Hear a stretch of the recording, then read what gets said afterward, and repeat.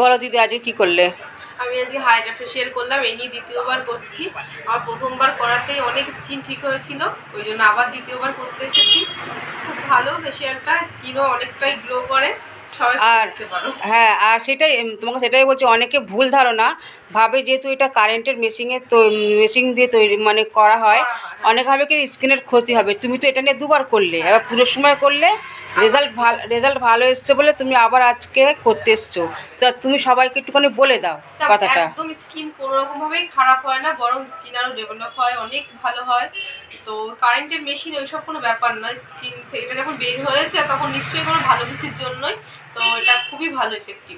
আর এটা অনেক পার্লারে, বড় বড় পার্লারে অনেক দাম। হ্যাঁ, কেউ এটা যদি খারাপই হতো তাহলে এত দাম দিয়ে কেউ করতো না।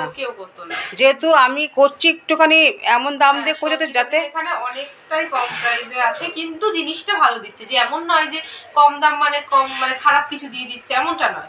ভালো জিনিসই দিচ্ছে, কিন্তু প্রোডাক্ট কি বলবো, ভালো দিচ্ছে। প্রোডাক্ট আমার ভালো তো? হ্যাঁ, খুব ভালো।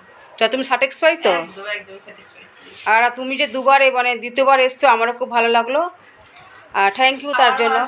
হ্যাঁ, আবার তো আসবেই। থ্যাংক ইউ তার জন্য।